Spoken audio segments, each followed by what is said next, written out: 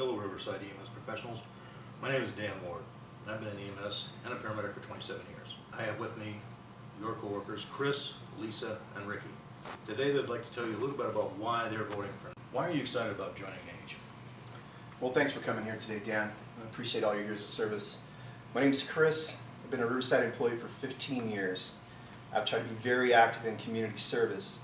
That's why I'm coming to you today to show my support for Shelly, who will be our representative for our division. She's been there for the last few years, very active with all types of community organizations and services, including employees that have been injured. We've had a multitude of employees that have been injured in the past few years.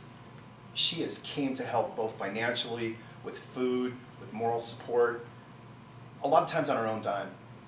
That shows quality and character and integrity. I know her personally. That's why I want to show my support. Also, it gives us a little bit more on the political end with our own local, where we can organize, we can write our own bylaws. We can show support in these town hall meetings, where many of us have been asking, can we please show up to these town hall meetings and represent who we are, EMTs and paramedics of Riverside. If any of you remember what happened with Marietta, Shelly stood up to the Marietta Fire Department and demanded an apology to them. Exactly. That's who I represent. I'd like you on board with us. Thank you, Chris.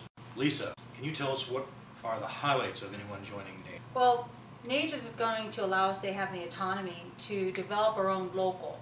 We can have a board, we can choose not to have a board. We have been unionized for almost 20 years now, and we could take the good elements from both unions that we've had before and be able to now take that and create a local that we can be proud of, that we can support. We'll have a lot of voting on what we'd like to do.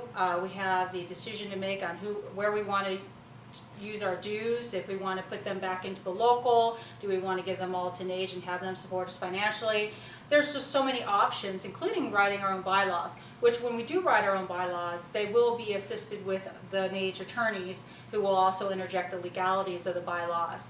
However, we have the autonomy that we've never had before, and that's why this is so important. So this is one of the reasons I'm voting for NAGE. Ricky, can you tell us pitfalls of joining UMSW? Well, I can, Dan. There are a lot of pitfalls with joining UMSW. Now, UMSW is going to have a part-time labor rep available for us. That's it. We're not going to have a full-time labor rep like Shelly Huddleston. We're going to have a EMT or a paramedic that's in the field right now working full-time to come in and be our rep part-time whenever we need something here. I like having the feeling to know that I can call my labor rep at any time and any of our coworkers can do the same, and the labor rep, Shelly, could drop anything that she's doing right then to help us in our division. The other thing that I'm worried about with UMSW is their board structure. We're going to get one seat for a Riverside employee, just one.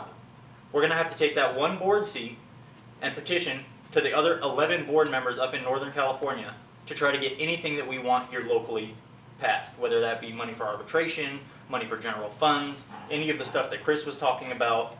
All of that has to be approved by the board, and if we have to take one seat to try to get a majority out of 11 other board members that don't know what's going on locally, it doesn't look good.